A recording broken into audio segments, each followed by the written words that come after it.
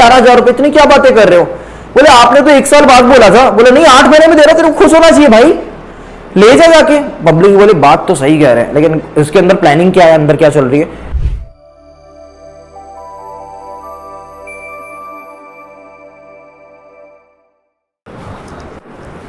Hello बच्चों, कैसे हो सब? बढ़िया? चलो जी, अभी और बढ़िया होने वाले हो, क्योंकि सबसे इंपॉर्टेंट टॉपिक मैक्रो इकोनॉमिक्स का आ चुका है। ठीक है, ठीक है। चलो बेटा, टॉपिक क्या है? Monetary policy. बेटा मॉनेटरी पॉलिसी डिसाइड कौन करेगा? बताओ बताओ। आरबीआई। आरबीआई कौन है? Central bank. कौन है? Central bank. बेटा आरबीआई फॉर्म कब हुआ था? बेटा 1935। 1935 गवर्नमेंट ऑफ इंडिया एक्ट के बाद आरबीआई का फॉर्मेशन होता है। भाई सेंट्रल बैंक का फॉर्मेशन होता है इंडिया के अंदर गवर्नमेंट ऑफ इंडिया एक्ट 1935 के बाद। ये भी प्रश्न पूछा जा सकता है, वैसे 1934 में फॉर्म हो गया था, लेकिन 1935 में गवर्नमेंट ऑफ इंडिया एक्ट आता है, इसलिए हम लोग 1935 बोलते हैं। ठीक है, आगे बात समझ में? सेंट्रल बैंक बेटा ये एपेक्स इंस्टीट्यूट है। क्या है? एपेक्स। एपेक्स मतलब हेड, जो कि बाकी सारे बैंक्स को सलाह देता है या रेगुलेट करता है। ठीक है, बाकी सारे कौन से? जैसे एसबीआई हो गया, पंजाब नेशनल बैंक हो गया, यस बैंक हो गया, ऐसे बहुत सारे बैंक्स है, कमर्शियल बैंक्स इनको बोलते हैं, जो रोड पे दिखते हैं। रोड पे दिखते हैं, आरबीआई रोड पे नहीं। आरबीआई थोड़ी अच्छी जगह पे दिख रहा है, मतलब गार्डन वार्डन बना हुआ है, देखो जरा जाके, बड़ा सुंदर सा है। ठीक है, चलो जी, अभी इसकी हिस्ट्री थोड़ी नहीं बताने बैठा हूं मैं, इसकी मॉनेटरी पॉलिसी बता रहा हूं। तो बच्चे मॉनेटरी पॉलिसी दो प्रकार की होती है, उसके अंदर दो प्रकार की इंस्ट्रूमेंट होता है जो कि यूज करेंगे हम लोग। वेपन्स है, वेपन्स किसको टारगेट करने के लिए? इन्फ्लेशन को। पहला हो गया क्वांटिटेटिव इंस्ट्रूमेंट और दूसरा हो गया क्वालिटेटिव इंस्ट्रूमेंट। अगर आपसे पूछा जाए ना सेंट्रल बैंक का फंक्शन, अगर आपसे पूछा जाए ना सेंट्रल बैंक का फंक्शन, तब भी आपको यही काम करना है भाई साहब, यही काम करना है, ध्यान रखना। ठीक है, चलो जी, quantitative and qualitative instrument. Quantitative and qualitative instrument. ठीक है, आरबीआई मॉनेटरी पॉलिसी देता है, और ये दो प्रकार के इंस्ट्रूमेंट है। इसकी बात करते हैं। मॉनेटरी पॉलिसी कमेटी बताया था, उसी में ये सब डिसाइड हो जाता है। ठीक है, ये सारे इंस्ट्रूमेंट। अब सुनो मेरी बात, मुद्दा क्या है जो हम लोग अभी कर रहे हैं? Correction of excess demand. भाई क्यों आती है सर? इन्फ्लेशन के कारण। या इन्फ्लेशन क्यों आता है? एक्सेस डिमांड के कारण। इन्फ्लेशन का नहीं, एक्सेस डिमांड के कारण इन्फ्लेशन आता है। ठीक है, अब आप मैं समझो इतने सारे ज़ॉम्बीज आ रहे हैं, तो अलग अलग टाइप के ज़ॉम्बीज है, तो अलग अलग ज़ॉम्बीज को अलग अलग वेपन से मारना पड़ेगा, मारना पड़ेगा। ठीक है, तो बड़े सारे वेपन्स है जो कि अपन को सीखने हैं, उसी को बोलेंगे पॉलिसीज। सोचो पॉलिसी सीख रहे हो, उसके बाद न्यूज पढ़ोगे, कितना मजा आएगा। आज आरबीआई ने ये किया, बोलोगे पापा पापा मम्मी मम्मी देखो ये पता है ये क्यों किया? क्योंकि मेरे को सर ने बता दिया है कि अब ये लोग ना ये करने वाले हैं। ये क्या बोल रहे हैं सर? ये किया ये नहीं किया? मतलब ये है कि तुम ऐसे बातें कर रहे हो घर पे बैठ के, बोले पता है पापा आपको ये बैंक रेट कम क्यों हुआ, क्या है इससे इन्फ्लेशन में क्या इंपैक्ट होगा, सब बता दोगे तुम। ठीक है, इसको पढ़ने के बाद सबसे पहला क्वांटिटेटिव इंस्ट्रूमेंट। क्वांटिटेटिव इंस्ट्रूमेंट के अंदर बुक में क्या है वो पहले पढ़ाऊंगा, फिर एक्स्ट्रा पढ़ाऊंगा सीयूईटी के लिए। क्वांटिटेटिव इंस्ट्रूमेंट बेटा करना क्या है? एक्सेस डिमांड को कम करना है, पैसे खींचने हैं, और कभी कभी हो सकता है डिमांड कम हो रही हो उसको भी ठीक करना हो, कुछ भी हो सकता है। ठीक है, पहला हो गया, पहला हो गया बैंक रेट। बैंक रेट अभी सब समझ में आएगा, पैसे खींचने का जरिया है ये सब। बताओ गवर्नमेंट ने टैक्स बढ़ाया था तो क्या किया? तुमसे पैसे खींच लिए थे, सही बात है। गवर्नमेंट खर्चा करने बंद कर दी, इसका मतलब तुम्हारे को पैसा नहीं दे रही है, सही बात है। गवर्नमेंट नोट प्रिंट नहीं करने के लिए बोल रहे, तुमको पैसा नहीं मिल रहा है, मनी सप्लाई। समझ गए बात को? वैसे ही यहां पे भी कुछ चक्कर है भाई साहब। ठीक है, उस चक्कर को समझते हैं। अब इस चक्कर को समझने के लिए थोड़ा बैंकिंग का फंक्शन समझना होगा, और वो बैंकिंग का फंक्शन मैंने प्रीवियस लेक्चर्स में आपको दिखा दिया है, इसीलिए क्योंकि यहां पे अब काम आएगा, लेकिन फिर भी मैं बोलूंगा। देखो ये है ये है आरबीआई। कौन है? Reserve Bank of India. ये है कमर्शियल बैंक। कमर्शियल बैंक कोई भी एग्जांपल लेना, एसबीआई, ये वो, ठीक है। और ये है प्यारी प्यारी पब्लिक्स, ये ठीक है, ये पब्लिक है। ठीक है जी। अब आगे की कहानी सुनो। कमर्शियल बैंक के पास काम धंधा नहीं है क्या? अरे बहुत काम धंधा है भाई। पब्लिक को पैसा देता है, पैसा पैसा देता है पब्लिक को, ठीक है। तो सर पब्लिक को ऐसे ही पैसा देता है, फ्री में पैसा देता है? नहीं नहीं नहीं नहीं, पब्लिक को फ्री में पैसा नहीं देता है। पब्लिक अगर मांगती है ना कि लोन दे दो भाई, लोन दे दो, लोन तो देता है, लेकिन बदले में लोन के साथ साथ पैसे वापस लेगा, फ्री में नहीं देगा, ब्याज लेता है। इसको बोलते हैं इंटरेस्ट रेट। सही बात है, लोन पे इंटरेस्ट रेट होता है, बिल्कुल सही बात है। एक बात बताना, कमर्शियल बैंक पैसा कैसे देते हैं? उनके पास पैसा होता है, दो प्रकार से पैसे मिलते हैं उसको। एक जो हम लोग उसके पास डिपॉजिट करते हैं सेविंग बैंक अकाउंट में, दूसरा आरबीआई से भी उधार ले सकता है। जैसे हम कमर्शियल बैंक से उधार ले रहे हैं, वैसे कमर्शियल बैंक आरबीआई से उधार ले सकता है। यहां तक ठीक है? उसी की तो चर्चा कर रहे हैं। ये कंसेप्ट क्लियर है यहां तक? चलो जी। अब कमर्शियल बैंक आरबीआई से भी पैसा लेता है, ठीक है जी। आर मतलब पैसा, और कमर्शियल बैंक उसके बदले में रिजर्व बैंक ऑफ इंडिया को क्या देता है? इंटरेस्ट। क्या देता है? इंटरेस्ट रेट देता है।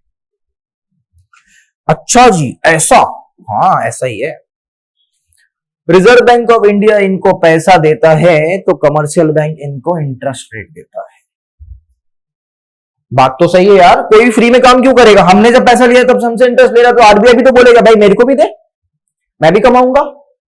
चलो सर, मामला तो सेट है, समझ में आ गया। ये क्लियर है, ये चीज क्लियर है। अब सुनो, बैंक रेट का मतलब क्या होता है? जब कमर्शियल बैंक आरबीआई से पैसा लेता है, जब कमर्शियल बैंक सेंट्रल बैंक से पैसा लेता है और आरबीआई उसके बदले जो इंटरेस्ट रेट मांगता है, उसी को कहते हैं बैंक रेट। जब कमर्शियल बैंक आरबीआई से पैसा लेता है, जब कमर्शियल बैंक आरबीआई से पैसा लेता है, आरबीआई उसके बदले में इंटरेस्ट रेट मांगता है, इंटरेस्ट रेट दे दे, उसी को बोलते हैं बैंक रेट। अभी मैं डेफिनेशन साथ साथ याद करा दूंगा, इसकी तो चिंता ही मत करो, ठीक है। यहां तक बात तो सर समझ में आ गई, बैंक रेट क्या होता है। सेंट्रल बैंक के फंक्शन में भी क्वेश्चन आएगा। लेकिन लेकिन लेकिन यहां पे तो आप इन्फ्लेशन को ठीक करने वाले हैं, लेकिन कब किया आपने ठीक? आपने तो बोल दिया बैंक रेट क्या होता है। भाई उससे थोड़ी नहीं कुछ होता। भाई साहब बताओ बताओ बताओ, इसके बाद क्या करोगे? इन्फ्लेशन ठीक कैसे करेगा? बैंक रेट समझ में आ गया, मैंने बता दिया। पता है ये दवाई है, इसको खाते हैं तो ऐसे नशा चढ़ जाता है, यहाँ पे गले का दर्द ठीक हो जाता है। कब लोगे? जब खांसी होगी तब लोगे। ये भी तो बताओ कितना लोगे, ये भी तो बताओगे। वही ठीक करना है हम लोगों को। अभी कौन करता है? आरबीआई करता है। कल इकोनॉमिस्ट आप बनोगे, आप कर रहे होगे, इसीलिए तो बोल रहा बन जा भाई, बन जा इकोनॉमिस्ट, कोई तो बनो मेरे स्टूडेंट्स। मैं पढ़ाऊंगा ना तुम लोगों को, प्लीज भाई। अच्छा सुनो जल्दी से, कितनी नौटंकी करवाओगे मेरे से? मेरे को ना ये सब बिल्कुल नहीं पसंद है, पता नौटंकी। मैं ऑफलाइन क्लास लेता हूँ, मैं एकदम सीरियस टीचर हूँ। मतलब मेरे को क्या क्या बनना पड़ रहा है। थोड़े तो वीडियोस वगैरह देखो मेरी यार, और प्रमोट करो मेरे को। कितनी बार बोलूं तुम लोगों को, कोई गरीब आदमी की नहीं सुनता। Bank rate, it is the rate at which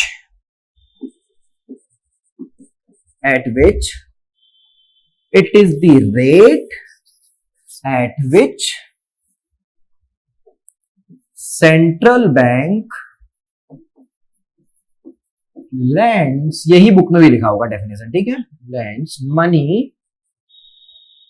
to commercial bank। याद कर लो जल्दी जल्दी, साथ साथ इसको याद ही कर लो ना यार, इसको क्या है, नोट्स भी मिल जाएंगे, लेकिन याद कर लो ना भाई साहब। It is the rate at which commercial bank, central bank lends money to commercial bank. Central bank उस रेट पे, जिस दर पे, जिस ब्याज पे कमर्शियल बैंक को पैसा देता है, उसको बैंक रेट बोलते हैं। समझ में आ गया? फिर से बोलो, it is rate at which central bank lends money to commercial bank. It is rate at which central bank lends money to commercial bank. वो रेट जिसपे सेंट्रल बैंक कमर्शियल बैंक को पैसा देता है। आगे की कहानी सुनते हैं। During inflation,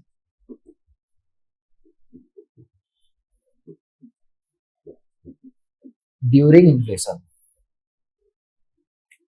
Reserve Bank of India increases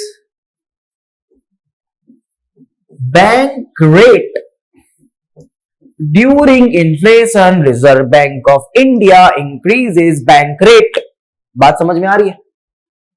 अरे इन्फ्लेशन के टाइम पे reserve Bank of India bank rate को इंक्रीज कर देगा। सर इससे क्या होगा? इन्फ्लेशन कैसे काउंटर होगा? आओ समझते हैं, जरा सुनो तो, मेरी बात तो सुनो। जो पब्लिक है ना, पब्लिक कमर्शियल बैंक को परेशान कर दी, कमर्शियल बैंक को परेशान कर दी कि भाई पैसे दे दे, पैसे दे दे, ठीक है। और सेंट्रल बैंक क्या बोल रहा है पता है? इधर आरबीआई बैठा हुआ है, वो क्या बोल रहा है पता है? भाई पैसे मत दे, मत दे पैसे, क्योंकि इनके पास ज्यादा पैसे हो रहे हैं ना, ज्यादा पैसे, तो they are demanding more, demanding more, demand ज्यादा कर रहे हैं, डिमांडिंग मोर मतलब एक्सेस डिमांड हो रही है। एक्सेस डिमांड क्या? इन्फ्लेशन आ रहा है, हमको इन्फ्लेशन ठीक करना है। क्या करना है? इन्फ्लेशन ठीक करना है। तो तू कर क्या रहा है भाई? क्या कर रहा है तू? सॉरी, ढूंढ लेते हैं नोट्स को, ठीक है। हाँ तो बोला हाँ सर क्या करूं अब? बोले सुन, तू तो सुधरेगा नहीं, मैं एक काम कर देता हूं तेरे साथ, मैं तेरे को पैसा तो दूंगा, लेकिन तू मेरे को ना पहले 5% इंटरेस्ट देता था ना, अब तू मेरे को 10% दे। चल 10% दे। कमर्शियल बैंक बोला हाँ मेरे को 10% खर्चा लगेगा आपसे पैसा लेने में। तो पब्लिक को बोलेगा, पब्लिक पब्लिक सुनो, 10% तो मेरे से वही ले रहा है रिजर्व बैंक ऑफ इंडिया, और मेरे को अपना स्टाफ चला रहा है, तो बड़े बैंक से चाहिए ना, एसी चलती है भाई साहब, पार्टी करते हैं अपन लोग, रात भर पार्टी होती है यहाँ पे, तुमको नहीं पता? मेरी भी गर्लफ्रेंड है, मेरे को भी खर्च करना होता है, मैं 10% में नहीं देने वाला तेरे को, पैसे ज्यादा दे चल। तो बोलता है कितना देना है? पब्लिक बोलते 15% दो। पब्लिक बोली हाँ हमसे 10% आपको ले रहा, आप 15% लोगे हमसे? बोले हाँ भाई 5% हमारी इनकम। भाई बैंक क्यों खोला था? है तो हम बिजनेसमैन ही, समझे बात को? तो आरबीआई अगर बैंक रेट बढ़ाता है तो उसके कारण क्या होता है? पब्लिक का इंटरेस्ट रेट बढ़ जाता है लोन पे, और पब्लिक अब बोलेगी भैया 15% पे लोन नहीं मांगता, बिल्कुल भी नहीं मांगता। अब तो क्या कर सकते हो भाई? 15% में लोन लोगे तो बहुत नुकसान हो जाएगा, और ये तो कुछ केस ही नहीं है, आरबीआई और बढ़ा दी। ये 15% तो मैं कम ही बोल रहा हूं, कमर्शियल बैंक तो बहुत ज्यादा ले लेती है। और मैं एक बात बताऊं, ये डेटा सही नहीं है, ये मत बोलना सिर्फ 10% चल रहा है क्या, नहीं, वो डेटा बैंक रेट का 4.4% चल रहा है, ठीक है। अभी फिर 4.75 कभी हो जाता है, ये चेंज होता रहता है, ठीक है। इतना परसेंट नहीं हो, 10%। और कमर्शियल बैंक ना इतनी अच्छी नहीं है, 5% का इंटरेस्ट आती है, ये ना बढ़ाती, मेरे को हंसी आती है यार। मतलब पब्लिक जब पैसा डिपॉजिट करने जाती है तो उनको बेचारों को 3.5% 4% हम लोगों को मिलता है, उससे ज्यादा मिलता ही नहीं है, 2.5% ही मिल जाता है। और जो लोन की बात है, housing loan, oh my God 12% दो लाओ, एकदम बड़ा बड़ा गैप, बोलते नहीं हमारा तो बहुत खर्चा है। अन्याय है, अन्याय है ना, अन्याय, क्या कर सकते हैं? लोन लेके नहीं काम करेंगे अब आगे से, ठीक है। चलो अभी ये समझ में आया? During inflation RBI increase bank rate which discourage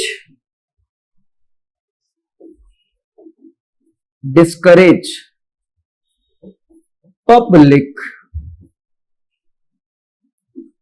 to have loan from commercial bank. अब बताओ कमर्शियल बैंक से क्यों डिस्करेज हो रहे हो तुम? वो इसीलिए क्योंकि जब भी पब्लिक को सुनो ध्यान से, जब भी सेंट्रल बैंक बैंक रेट बढ़ाता है तो कमर्शियल बैंक भी अपना इंटरेस्ट रेट बढ़ा देता है, ठीक है। और पब्लिक को वो रुपए महंगे पड़ने लग जाते हैं, इसके कारण पब्लिक लोन नहीं लेना चाहती है। पब्लिक लोन नहीं लेगी तो पैसा नहीं लेगी, पैसा नहीं लेगी तो गुड्स की डिमांड नहीं करेगी। एक रियल एस्टेट के कारण बहुत ज्यादा इन्फ्लेशन आता है, नोएडा में जब रियल एस्टेट बने तो बहुत ज्यादा इन्फ्लेशन आया।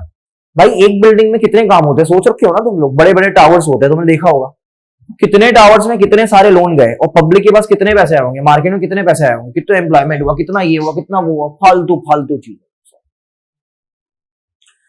बहुत चीजें हुई बेटा, बहुत चीजें, जिसके कारण हम लोग कह सकते हैं कि बैंक रेट बढ़ाना सही रहेगा अगर आपको इन्फ्लेशन को काउंटर करना है।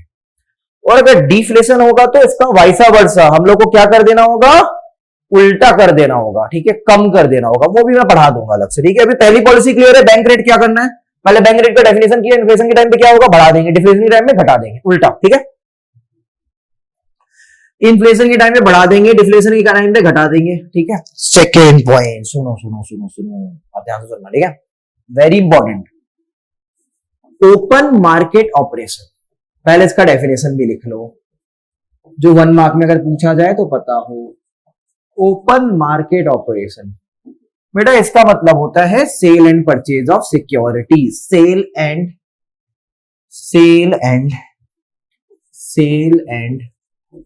Purchase of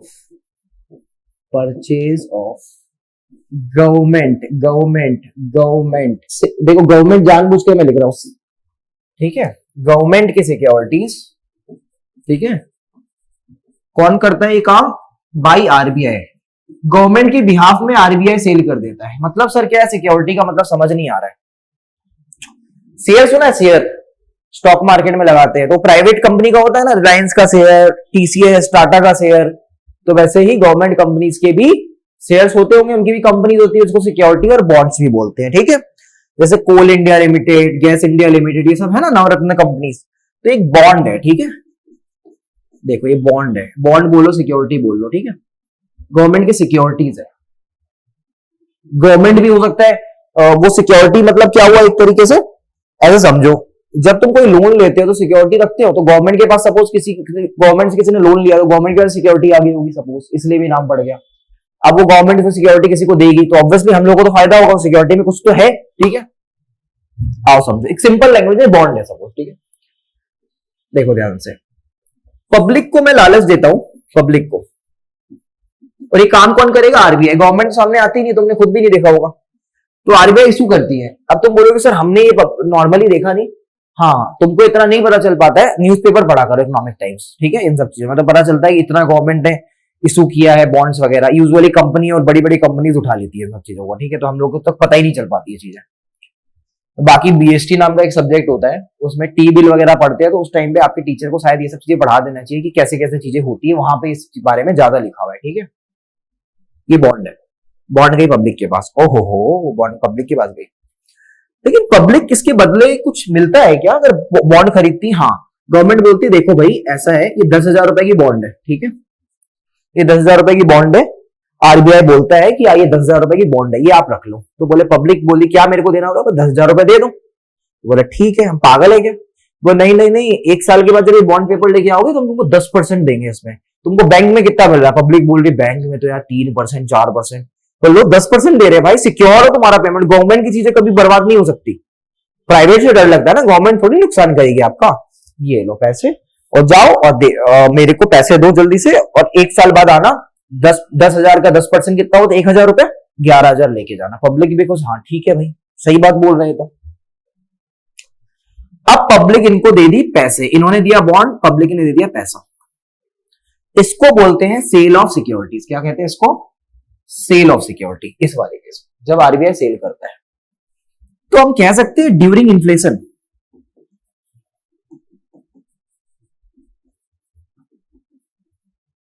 RBI sales,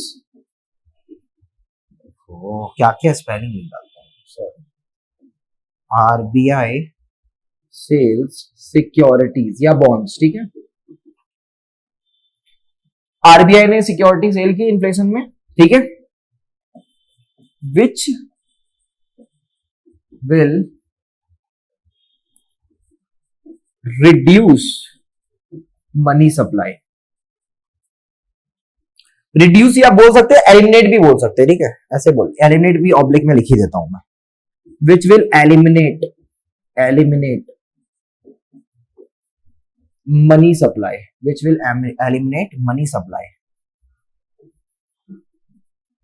in economy, या जनरल पब्लिक में ही बोल सकते हो, इन पब्लिक के पास अब पैसा ही नहीं है किसी के पास, मनी सप्लाई अब कम हो चुकी है, मनी सप्लाई आपने कम कर ली देखो इनडायरेक्टली, तो फिर पब्लिक खर्च कैसे करेगी? खर्च नहीं करेगी, डिमांड नहीं हुई, डिमांड नहीं होगी तो इन्फ्लेशन नहीं होगा। मैं ये नहीं कह रहा हूं कि डिमांड एकदम खत्म करना चाहते हैं, लेकिन डिमांड को हम रेस्ट्रिक्ट करना चाहते हैं, इस बात को हमेशा ध्यान रखना, ठीक है।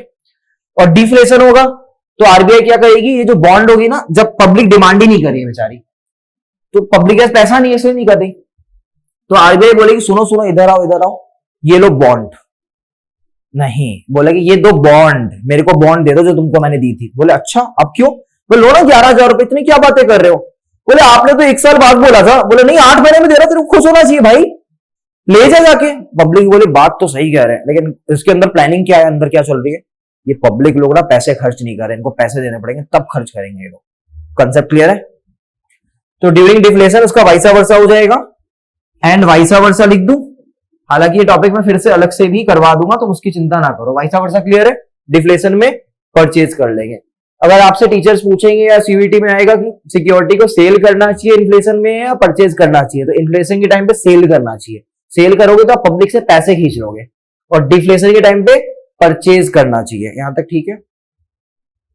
Second point clear? अब थर्ड पॉइंट वो बहुत बहुत बहुत इंपॉर्टेंट, ठीक है? इसके अंदर 2 पॉइंट आएगा, बहुत बहुत बहुत इंपॉर्टेंट, ठीक है?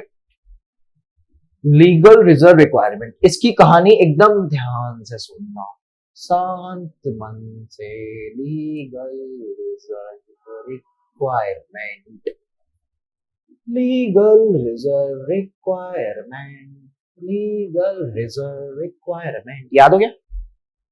पहला क्या था? Bank rate, second open market option, third legal reserve requirement, ठीक है?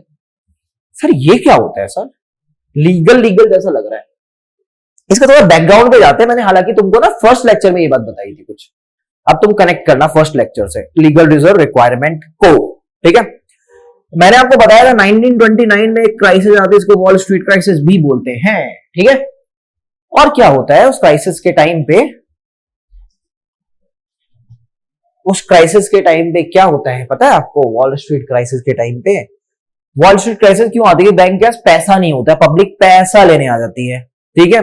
सारी पब्लिक एक साथ चल जाएगी तो बैंक के पास पैसा होता ही नहीं है। अब क्या हुआ? सारे को डर लगने लगा, स्टॉक मार्केट क्रैश कर गया, है ना? ये बातें मैंने बताई है आपको, ठीक है? तो एक क्राइसिस आई, इकोनॉमिक डिप्रेशन में चल गई, एकदम डिप्रेशन में चल गया। हम लोग डिप्रेशन में नहीं चल जाते ब्रेकअप के बाद? डिप्रेशन में हो गया एकदम, ठीक है? तो डिप्रेशन में चल गई इकोनॉमी।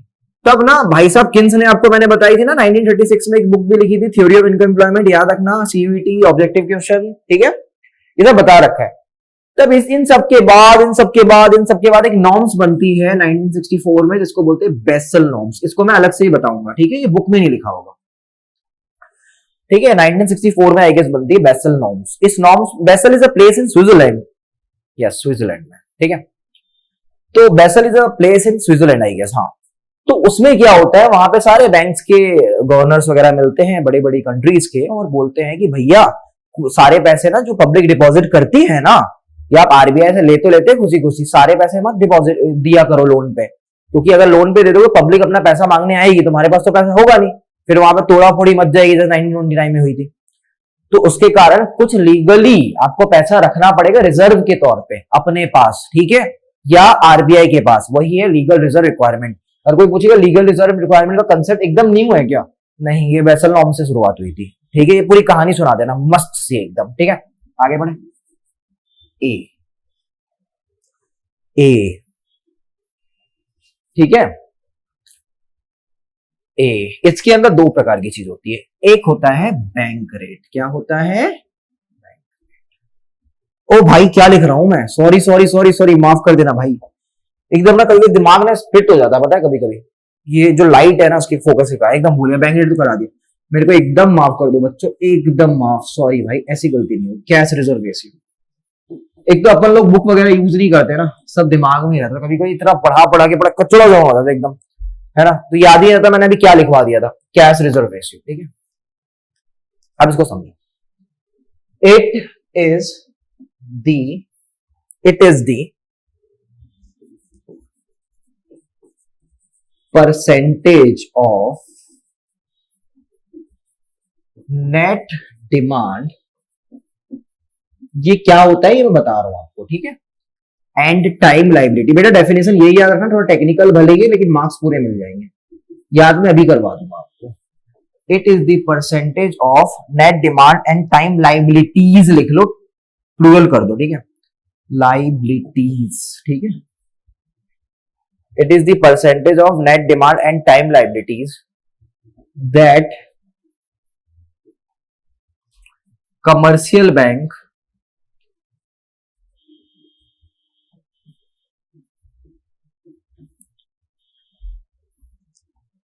has to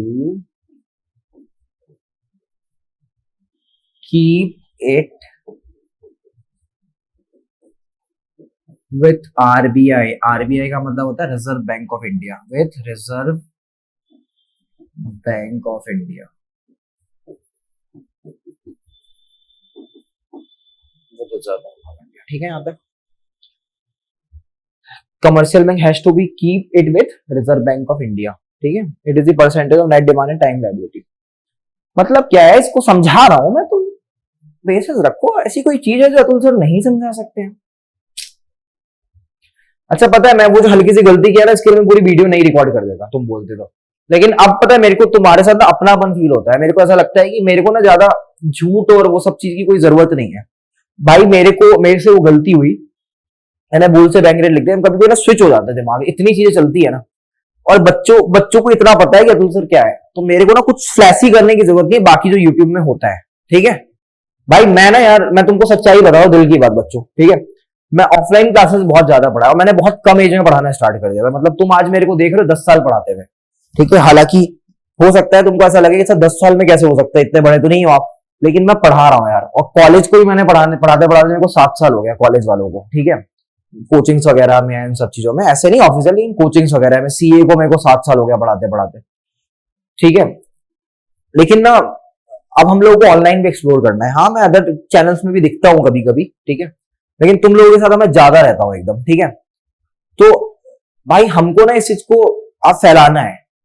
हुआ क्या कि मैं पढ़ा रहा था, बच्चे कहते थे ऑफलाइन में कि सर आप क्या पढ़ाते हो, मतलब चीजें बहुत सही समझ में आती है। मैं नहीं कह रहा हूं ऐसा कि मैं पढ़ाता हूं, मेरे को तो अभी भी ये फीलिंग नहीं होती कि मैं सही पढ़ाता हूं या बुरा पढ़ाता हूं। मैं इस बात पे यार ओवर कॉन्फिडेंस नहीं हो सकता। ठीक है, मेरे को नहीं पता है कि ऑनलाइन में एक इंसान कैसा दिखता है, क्या दिखता है। मैं बड़ा सिंपल सा आदमी हूँ। ठीक है, और मैं ज्यादा ना फोटो और उन सबसे थोड़ा सा डरता हूँ, ऐसे तुम समझ लो। तुम लोग तो बड़े रील्स वगैरह बना सकते, हिम्मत वाले हो तुम लोग। ठीक है, तो इसीलिए तुम लोग यार मेरे दोस्त हो। मैं एक तरीके से बोलूं, ऑफलाइन में जैसे मेरे सारे दोस्त होते हैं ना, सारे दोस्त बन जाते हैं, वैसे ही यार कोशिश करना कि प्रमोट करो। प्लीज अच्छे अच्छे कमेंट्स करो कि अदर्स को भी दिखे कि हाँ हम लोग वर्क कर रहे हैं। ठीक है, तो मैं वही कुछ प्रयास कर रहा हूं, तुमको अच्छा लगे तो बड़ा मजा आएगा। ठीक है, तो वो हमने यहां तक लिखा और मैं एक एक बात को समझाऊंगा। It is the percentage. Percentage का मतलब समझ रहे, कुछ percent, 10%, 20% of net demand. Sir ये क्या है, अब ये बताओ। बैंक में पैसा डिपॉजिट करते हैं ना, दो प्रकार से पैसे डिपॉजिट होते हैं। एक तो वैसे जो एटीएम से पैसे कभी भी निकाल सकते हैं, होता है ना, कभी भी एटीएम निकाला, पैसे निकाल दिया, सेविंग बैंक अकाउंट में डालते हैं ना, जिसको बोलते हैं। और एक होता है पैसा जो एफडी में होता है, कुछ टाइम के लिए, 5 साल के लिए, 1 साल के लिए, फिक्स डिपॉजिट बोलते हैं ना हम लोग। उसी चीज को हम लोग बोलते हैं टाइम लायबिलिटीज। तुम बोलोगे सर नाम अजीब सा कैसे, देखो नेट डिमांड मतलब जब भी डिमांड करोगे पैसा मिल जाएगा, सेविंग बैंक वाला एटीएम के थ्रू। टाइम लायबिलिटी क्यों, एक टाइम पे मिलता है इसलिए टाइम नाम है। लायबिलिटी क्यों है बेटा, सुनो ध्यान से। कमर्शियल बैंक के लिए तुमको पैसा चुकाना एक प्रकार की लायबिलिटी है। उनके सर पे तो लायबिलिटी है ना कि तुमको पैसा चुकाना पड़ेगा, रिस्पॉन्सिबिलिटी। लायबिलिटी मतलब क्या होता है अकाउंट्स में, वो तो तुमको पता है। जनरल पब्लिक, आर्ट्स वाले, ह्यूमैनिटीज वाले सब देख रहे हैं। बेटा लायबिलिटीज का मतलब ये होता है कि अगर आपने किसी से उधार लिया तो आपको सरदर्दी हो गई ना, उसका पैसा चुकाना, that is known as liability. Asset क्या होता है, वो आपका खुद का होता है। ठीक है, उसको बेच के आप कमा सकते हैं, लेकिन लायबिलिटी को आपको चुकाना पड़ेगा। समझ गए, एकदम एक तरीके से आपकी जो सेविंग होती है इस जगह पे नेगेटिव दिख रही होती है ना, समझ गए ना, उधार एक तरीके का। तो net demand saving bank account वाला, टाइम लाइट फिक्स डिपॉजिट वाला। ठीक है, that commercial bank has to be keep it with RBI. मतलब आरबीआई के पास कमर्शियल बैंक को कुछ परसेंटेज, 20%, जैसे आपने 1 लाख रुपए डिपॉजिट किया, उसका 10%, 20%, इतना पैसा आरबीआई के पास रखना पड़ेगा। इतना पैसा रखना पड़ेगा। ठीक है, एक्चुअली इतना नहीं है, क्योंकि ये भी डेटा अपडेटेड होता है कहां पे, मॉनेटरी पॉलिसी कमेटी बताएगी। मैंने आपको बताया था। ठीक है, अगर आपने को वहां पे रह गया था, ये भी मॉनेटरी पॉलिसी कमेटी ही बताती है। तो जब हम एग्जाम देने जा रहे हैं तो उससे पहले हम लोग पढ़ेंगे। मेरे को बहुत ज्यादा दुख होता है बहुत सारी चीजों पे कि मैं एफर्ट्स करता हूं, तुमको दिखेगा अभी साल डेटा पे, लेकिन मतलब ऐसा होता है ना कि जबकि मैं जेन्युइनली जो कंसेप्ट से ज्यादा चीखना, चिल्लाना और वो चीज मैं नहीं कर सकता। This is truth. ठीक है, बाकी लोग कंटेंट नहीं देते हैं, मैंने गौर किया यूट्यूब वगैरह पे, लेकिन वो बहुत ज्यादा चीख जाते हैं यार। वो जो चीजें पढ़ा रहे दैट इज बुकिस। ठीक है, ये भी बुकिस है, लेकिन मैं ट्राई करता हूं कुछ नई चीजें तुमको सिखाऊं। ठीक है, और हमारा रिश्ता अभी का नहीं है, अब ये आगे तक होगा। कैसे, आप ह्यूमैनिटीज वाले यूपीएससी करोगे तब इकोनॉमिक्स सबसे बड़ा मेजर होता है, वहां पे मैं पढ़ाऊंगा। ठीक है, if you will go for eco honours, I told you, CA, हर जगह पे हमारा एक कनेक्शन रहेगा। ठीक है, कनेक्शन नहीं टूटेगा, मैं चाहता हूं कनेक्शन बने हमारा, ठीक है। Everything is not for money, you can even you will be given number, you can WhatsApp में ग्रुप बन जाएगा, सब कुछ हो सकता है। तुम बात करो जहां से भी, कुछ भी डाउट पूछना है मेरे से पूछो, सॉल्व करवाओ मेरे से, मैं रिप्लाई करता हूं, ठीक है। मैं वो नहीं हूं कि मैं रिप्लाई नहीं करूं, मेरे लिए तुम लोग प्रायोरिटी हो, चाहे 1 लाख बच्चे हो जाए 2 लाख हो जाए, वो मेरी प्रायोरिटी है, ठीक है। तो प्लीज करके अच्छे से पढ़ो, ठीक है, और अपना ही दोस्त मानो मेरे को, ठीक है। It is the percentage of net demand and time liability that commercial bank has to be keep it with RBI, Reserve Bank of India के साथ उसको रखना पड़ता है। रिजर्व बैंक ऑफ इंडिया बोलता है कुछ पैसे रखो, वो 4% होता है, 5% होता है, इसके लगभग मैं घूम रहा होता है, अभी उतना ही चल रहा है, ठीक है। ऐसे 10-10% नहीं होता, मैं एग्जाम्पल के लिए समझा रहा हूं, ठीक है। चलो, मैं ना, तुम लोग थोड़ा सा फ्रेंडली होगा, कमेंट बॉक्स में मेरे को दिखाओ, तो मैं ना कुछ बातें भी करा करूंगा क्लास में, तुम लोगों से कुछ शेयर करूंगा अपनी बातें, ठीक है। मेरे भी कुछ एक्सपीरियंसेस है लाइफ के, मैं इतना टाइम से पढ़ा रहा हूं, तो क्या क्या चीजें मैंने देखी, इस चीज मेरे को एक एक्सपीरियंस याद आ रहा है। ये एक्सपीरियंस ये था कि मुझे याद है, एक ना, जबकि मैं काफी टाइम से पढ़ा रहा हूं, तो एक ना डेमो के लिए मेरे को बुलाया गया, ठीक है। कोई क्लैट की उसकी कोचिंग थी, जबकि मैं उससे पहले पढ़ा रहा था। वो क्लैट की कोचिंग वाले को जो दे रहा है उसको क्या इकोनॉमिक्स पता होगी, उनकी तो जनरल होती है। तो मैं ये समझा रहा था, ठीक है। तो समझाते समझाते बोलता है, मैंने बोला सपोज 10%, तो मेरे को पता है क्या बोलता है, और बहुत जूनियर होता है, इतना ईगो में बता रहा हूँ किस लेवल का होता है। मेरे को बहुत वो अचानक से ना मेरे को फ्लैश हुआ, मेरे को इतना दुख हुआ ना अभी सुन के। बोल रहे कि 10% कहां से हो सकता है, 10% होगा, श्योर हो आप? तो बहुत अलग अलग तरीके से बोला, वो मेरे को अच्छा पसंद नहीं आया, ठीक है। मैं इतना लड़ता वड़ता नहीं हूं, तो मैंने बोला यार, मैंने सपोज बोला है, मुझे डेटा पता है, और मैंने फिर फटाक से पूरा डेटा ऊपर से लेकर नीचे तक भर दिया। मैंने बोला अभी ये चल रहा है, ये चल रहा है, ये चल रहा है, पूरी सब चीजें मेरे को इकोनॉमिक्स बताओगे आप, ठीक है। उसका ईगो हट हो गया इस बात से कि मैंने डेटा बता दिया। तो मतलब मैंने इस तक सुना है कि अंदर में डिपार्टमेंट में मेरे टीचर्स तो बोले कि सर इसलिए रिजेक्ट करते, ईगो हट हो गया। मतलब किस टाइप के लोग हैं ना, मैं तो पता क्या ही है, मतलब, ठीक है। तो तुम मेरे पे रिलाई कर सकते हो, मेरे पास सारे डेटा, लेकिन डेटा को लास्ट में कराऊंगा ना, अभी सपोज एग्जांपल देके कराऊंगा, ठीक है।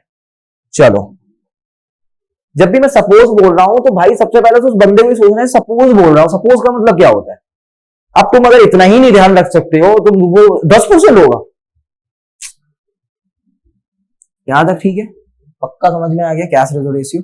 अब बताओ, इन्फ्लेशन के टाइम पे, ड्यूरिंग इन्फ्लेशन क्या करोगे आप, इकोनॉमिस्ट हो, क्या करोगे बताओ?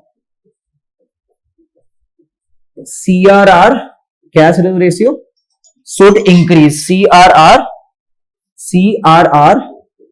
शुड इंक्रीज, CRR क्या होगा, इंक्रीज हो जाएगा। CRR क्या होगा बच्चों, इंक्रीज हो जाएगा। उस टाइम पे क्या हो जाता है, CRR इंक्रीज हो जाता है, ठीक है। CRR क्या हो जाता है, इंक्रीज हो जाता है, क्योंकि CRR इंक्रीज होगा तो कमर्शियल बैंक को ज्यादा पैसे रिजर्व बैंक ऑफ इंडिया को देने पड़ेंगे। तो रिजर्व बैंक ऑफ इंडिया को ज्यादा पैसा डिपॉजिट करने लगेगा, तो पब्लिक को देने के लिए पैसा नहीं बचेगा, और पब्लिक को हम पैसा ही तो नहीं देना चाहते, बात यही तो है। क्योंकि पब्लिक को पैसा देंगे तो मनी सप्लाई बढ़ जाएगी, और लोग और ज्यादा डिमांड करेंगे, और ज्यादा डिमांड का इन्फ्लेशन आ जाएगा, और हमको इन्फ्लेशन को काउंटर करना है, कम करना है। पहला क्लियर है, लीगल रिजर्व रिक्वायरमेंट का एक पार्ट क्लियर है, कैश रिजर्व रेशियो एक और पार्ट होता है। कैश रिजर्व रेशियो में तुमने देखा कहां पे रखना पड़ा, रिजर्व बैंक ऑफ इंडिया के पास रखना पड़ा। सेकंड सुनना, स्टैट्यूटरी, अच्छा मैं कैपिटल में लिख रहा हूं। तुमको एक बात पता है बच्चों, मैंने जब कंप्यूटर की कुछ क्लासेस लेता था, तो ऐसे करके लिखता था ना, स्टैट्यूटरी ऐसे लिखा suppose,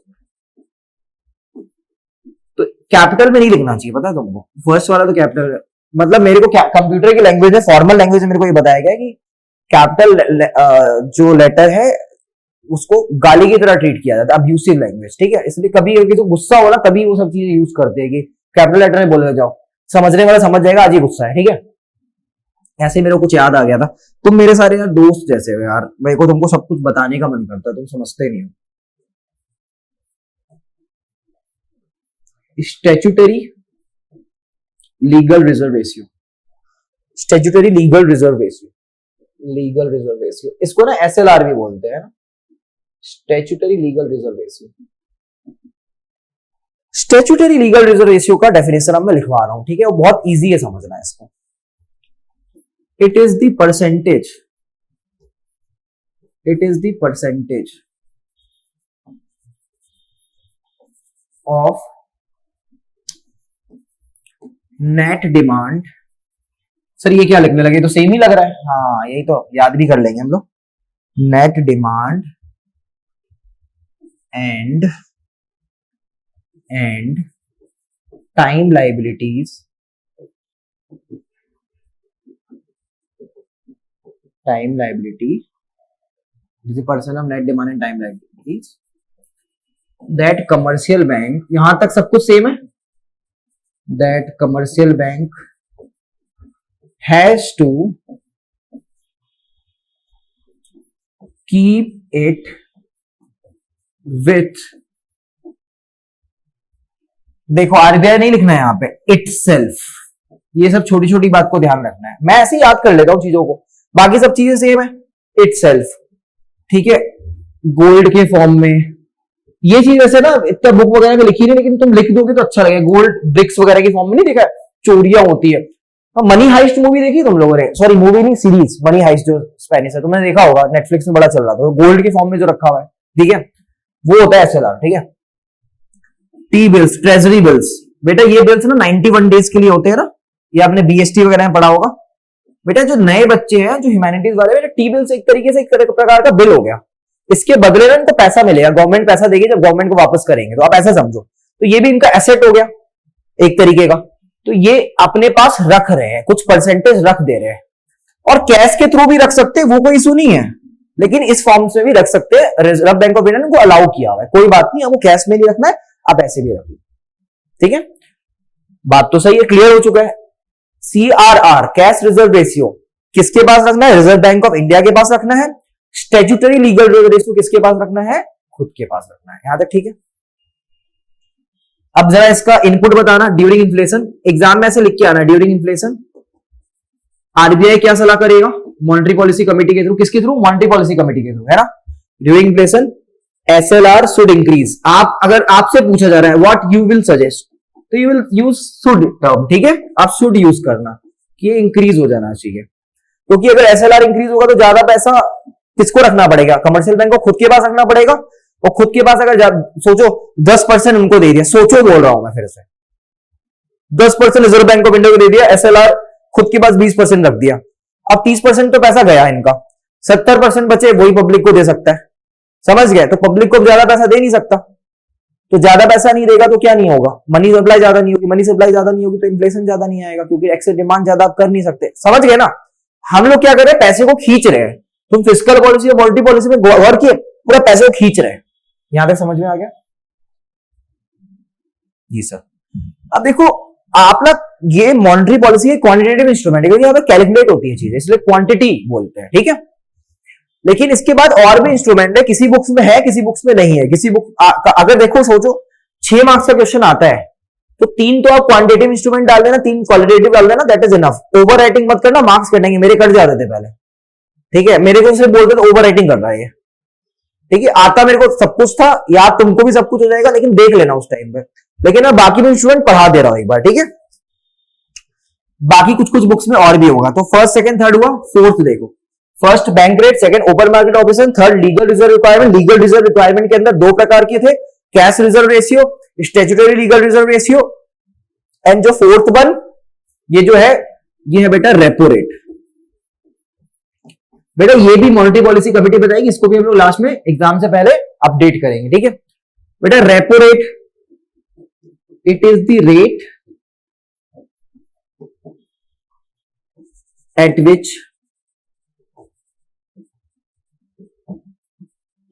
central bank lends money to commercial bank,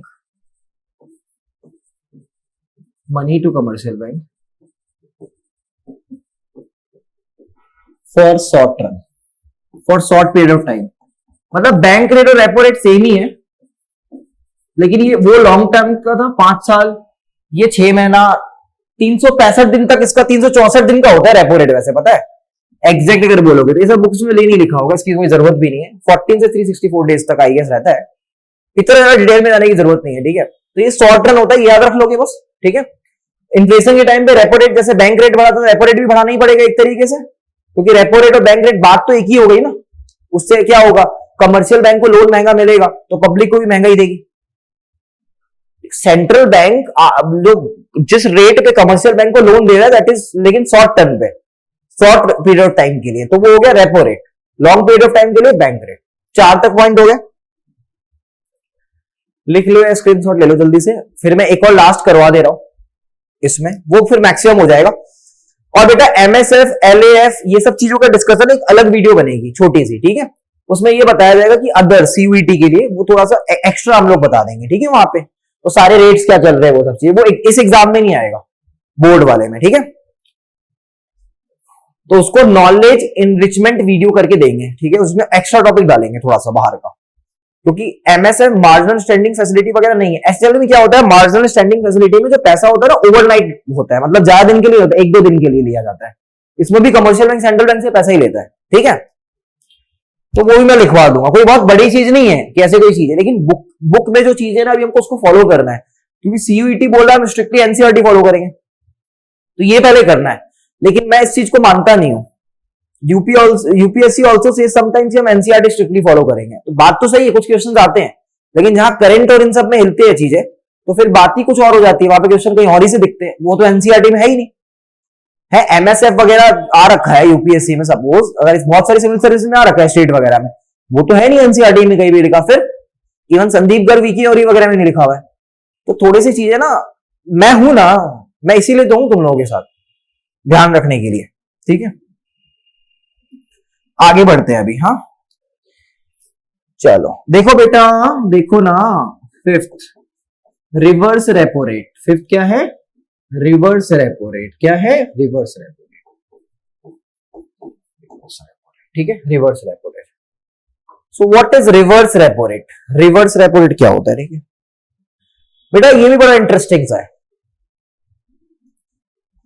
पहले मैं लिखता हूं फिर तुमको समझ में आता है। It is the rate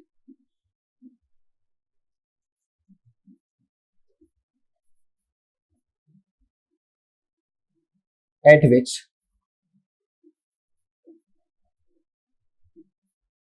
commercial bank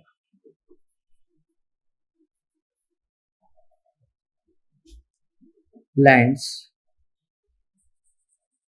money to central bank। ये तो गजब की बात हो गई, कमर्शियल बैंक की पैसा देना था भाई, है बहुत सारी कंट्री में, नाम नहीं लेना चाहता अपने आसपास, जिनकी हालत इतनी बुरी है कि सेंट्रल बैंक तो बैंकरप्ट हो चुका है, ठीक है, ऐसा भी होता है, लेकिन ये तो एक मैंने एग्जांपल की बात बोल दी। लेकिन कमर्शियल बैंक बोल रहा है कि आज थर्सडे है, कल ना दिवाली आ गई तो फ्राइडे को छुट्टी, सैटरडे संडे वैसे बैंक बंद है, ठीक है, फिर भैया दूजिए वो, तो बोले यार इतने सारे पैसे मैं रखूंगा, इससे अच्छा मैं ब्याज कमा लूं, तो आरबीआई को बोलेगा आरबीआई जी ये पैसे रख लो ना अपने पास। आरबीआई बोले भाई किस खुशी में, मेरे को जरूरत ही नहीं है। बोले रख लो ना। बोले ठीक है ले लेता हूं, लेकिन इंटरेस्ट रेट ज्यादा नहीं दूंगा इस पे, क्योंकि तू तो अपने फायदे के लिए कर रहा है। बोला ठीक है। इसलिए रिवर्स रेपो रेट का जो रेट होता है ना वो काफी कम होता है, इसमें कमर्शियल बैंक सेंट्रल बैंक को पैसा रख देता है, ठीक है, यहां तक तो समझ में आ ही चुका होगा, ठीक है। कमर्शियल बैंक उसको देता है, और इसीलिए जब भी तुम डेटा पढ़ोगे तो रिवर्स रेपो रेट का डेटा का जो इंटरेस्ट होगा कम होगा। जब मैं तुमको अपडेट कर रहा हूं 3.75 3.25 चल रहा है कुछ ऐसे, ठीक है। ये अब मैं तुमको ये 3.25 3.75 दो क्यों बोलता हूं, मॉनेटरी पॉलिसी कमेटी ना 3-3 महीने में नया डेटा लॉन्च कर देती है, तो ये चेंज होता रहता है बार बार। तो पहले 3.75 था, 3.25 हुआ, ठीक है, फिर बढ़ गया, फिर ऐसे हो गया, तो ये अपडेटेड में जाना है इस चीज के लिए। जब मैं बोल दूंगा ना किसी लेक्चर में अपडेटेड है, और डेट लिख दूंगा कि ये वाली मॉनेटरी पॉलिसी कमेटी के बाद है, ठीक है, कि तुम एग्जाम में ध्यान रखो। वैसे मैं एक बात बताऊं, जब तुम एग्जाम दे रहे होगे ना उससे पहले एक वीडियो डालूंगा डेटास की, ठीक है, अलग से सीयूईटी का ऑब्जेक्टिव बना के, इंपॉर्टेंट डेटास करके, इंपॉर्टेंट इंडेक्स करके, तो वो जरूर देख लेना क्लास, ठीक है। वो यूट्यूब में सीधे लाइव आ जाएंगे अपन लोग, ठीक है, रिवाइज भी कर लेंगे उसी टाइम पे, क्या दिक्कत है। ये तो क्या हो गया, reverse repo rate is the rate at which commercial bank lends money to central bank. मतलब तुम ये मत बोला सेंट्रल बैंक को इतनी जरूरत नहीं होती, लेकिन वो बोलते हैं मैं अपने पास पैसे क्या रखूंगा, सेंट्रल बैंक को दे दूंगा, और सेंट्रल बैंक फिर गवर्नमेंट के कुछ काम में लगा देती है, ठीक है, सिंपल सी बात। अब ये सोचना है इसमें कि इन्फ्लेशन में क्या होगा इसका। रेपो रेट तो सीधा, रेपो रेट सीधा था, बैंक रेट सीधा था, ये तो उल्टा है ना, इसका क्या किया जाए, इस पे सोचा है कुछ, ये सोचने वाली बात, चलो सोचते हैं, सोचो जरा। ये कमर्शियल बैंक, इसके पास कुछ पैसा था, वो बोला रिजर्व बैंक ऑफ इंडिया जी आप ना पैसे ले लीजिए, तो रिजर्व बैंक ऑफ इंडिया मैं तेरे को बदले में इंटरेस्ट दूंगा, लेकिन कम दूंगा, ठीक है दूंगा, लेकिन ठीक है, लेकिन किसी टाइम ऐसा लगता है रिजर्व बैंक ऑफ इंडिया को कि भाई साहब इन्फ्लेशन चल रहा है, क्या चल रहा है, इन्फ्लेशन। तो इन्फ्लेशन तो तभी जब इनके पास पैसा है, तो रिजर्व बैंक ऑफ इंडिया बोलेगा सुनो सुनो सुनो मेरे को पैसे की जरूरत है, झूठ झूठ बोल देगा। तो कमर्शियल बैंक बोले आपको पैसे की जरूरत हो, बोले हाँ हाँ जरूरत है जरूरत है, ऐसे झूठ बोल दिया। ठीक है, बोले मैं क्यों दूं आपको, बोले सुनो सुनो सुनो मैं इंटरेस्ट ना ज्यादा कर देता हूं, मैं तुमको ज्यादा पैसे दे देता हूँ, ज्यादा इंटरेस्ट देता हूँ, आप दो दोगे। Commercial bank of India commercial bank बोलता है, बोलता ये तो बड़ी अच्छी बात है, पब्लिक की तो टेंशन होती है पैसे आएंगे नहीं आएंगे, इनका तो पैसा आ जाएगा, दे दो दे दो दे दो, सेफ मनी सेफ हेवन, आहा हा पैसे दे दो। तो क्या किया देखा आरबीआई ने, इन्फ्लेशन के टाइम पे रिवर्स रेपो रेट बढ़वा लिया, तब भी क्या हुआ, कमर्शियल बैंक का पैसा छीन गया। ये गजब बात थी, समझे बात, वो कंसेप्ट क्लियर है। रिजर्व बैंक ऑफ इंडिया ने बोला कि अच्छा ठीक है मैं तेरे को ज्यादा परसेंट दूं, तो कमर्शियल बैंक बोलेगा भाई मैं सारे पैसे देता हूं ना आपको, पब्लिक वाले, पब्लिक को भी नहीं दूंगा, मैं नहीं दूंगा। रिजर्व बैंक ऑफ इंडिया को बोलता है मैं आपको दे रहा हूं, छोड़ो ना, बाकी अब बाकी बात बाद में, सर मेरी ले लो, पैसे ले लो जल्दी से, क्यों, एकदम सेफ मनी है, आप तो मेरे को पैसा चुका ही दोगे। ठीक है, रिजर्व बैंक ऑफ इंडिया खुश है, मैं तो यही चाहता था, क्योंकि तो पब्लिक को पैसा पहुंचा रहा था ना, बार बार मनी सप्लाई बढ़ा रहा था, मनी सप्लाई के एक्सेस डिमांड बढ़ रही थी, इसके बाद इन्फ्लेशन हो रहा था।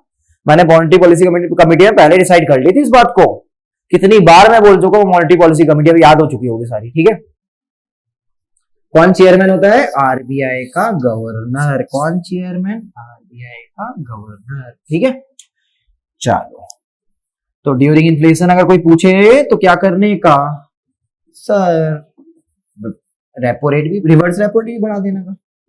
During inflation Reserve Bank of India increases reverse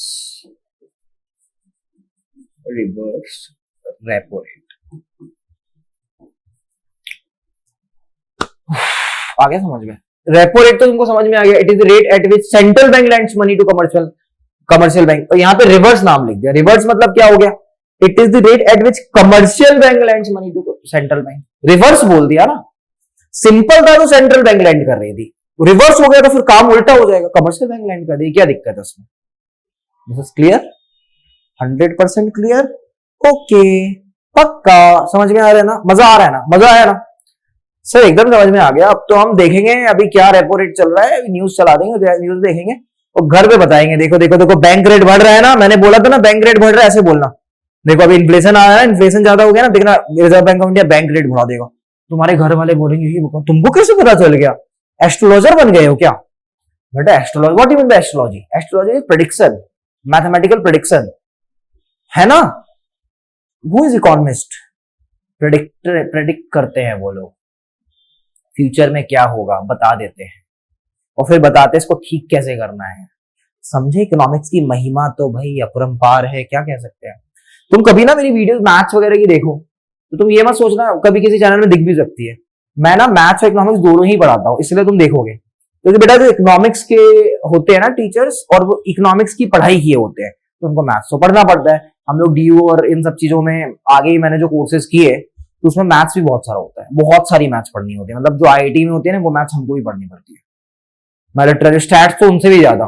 फिर एक सब्जेक्ट आता है इकोनोमेट्रिक्स, इसमें इकोनॉमिक्स, मैथ्स, ग्राफ सब कुछ एक साथ आता है, तो बहुत एडवांस हम लोग पढ़ चुके होते हैं, चीजें कैसे बनती है, इसलिए तुम कभी देखो तुम वो भी इंजॉय करोगे मेरे से पढ़ते हुए। ठीक है,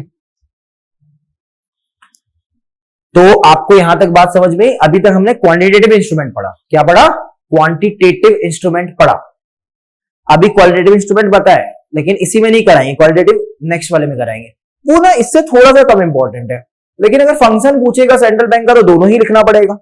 ठीक है, लेकिन पहले ये लिखना, क्योंकि जो क्वालिटेटिव इंस्ट्रूमेंट है ना वो बड़े इजी वाले हैं, ठीक है, वो ज्यादा इजी होते हैं, ये थोड़े से चीजी होते हैं सॉरी चीजी नहीं, कुछ भी बोल रहा हूं, क्या हो गया मेरे को, तुम लोगों को एंटरटेन करने के लिए मेरे को कुछ भी बोलना पड़ रहा है आजकल, ये थोड़े से इजी होते हैं, वो नहीं, ये थोड़ा सा मुश्किल होता है, वो थोड़ा सा इजी होता है। ठीक है, समझ गए बात को, क्या बोल रहा हूं मैं भी, दिमाग ठीक नहीं लग रहा है मेरा आज तो। चलो बताओ कैसा लगा लेक्चर, समझ में आया, मजा आया, कमेंट में कुछ कुछ कर दो यार, और थोड़ा सा शेयर करो ना, स्कूल की क्लास में सब जगह ये हमारे सर हैं, देखो इनसे, मैं मानता हूं तुम लोग ऑफलाइन क्लास लेते हो, लेकिन तुम लाइव लेक्चर ले लो ना, तुम कमेंट ऑन करो, मैं फोन में कमेंट का आंसर करूंगा तुमको, मेरे को पता है तुम ट्यूशन जाते होगे, लेकिन तुम लाइव लेक्चर लेके तो देखो, ऐसा लगे ट्यूशन वाली फीलिंग, समझे बात को, कुछ लोग होते हैं इंट्रोवर्ट, नहीं मन करता, नहीं ट्यूशन नहीं जाएंगे, हम तो ऐसे घर पे पढ़ेंगे। मैं सब तुमको ऐसी फीलिंग दूंगा, हर डाउट लूंगा, तुम लोगों से बात करूंगा, तुमको ऐसा लगेगा ही नहीं। तो तुमको क्वालिटी और ज्यादा चाहिए ना, तो फिर आपको थोड़ा सा इस पे मेहनत करनी ही पड़ेगी है, ठीक है। ट्राई कीजिए, मेरे से लाइव क्लास लीजिए, ठीक है। रिकॉर्डिंग की जरूरत नहीं, लाइव ले लीजिए। जब टाइम एक होगा उसमें मैं आता रहूंगा, आपको पढ़ाता रहूंगा, कमेंट करते रहिए, डाउट भी पूछते रहिए, ठीक है। एक दिन सिर्फ लाइव क्लास इस चीज की लूंगा, हर महीने में एक क्लास, जिसमें सिर्फ डाउट क्लास के लिए खड़ा हो जाऊंगा, तुम बस पूछते रहोगे, सर ये कैसे हुआ, सर ये न्यूज में चला था, इसके बारे में बताओ, सब जवाब दूंगा तुमको, सब मजा आएगा, ठीक है। एकदम रॉक कर देंगे इकोनॉमिक्स को, ठीक है बच्चों।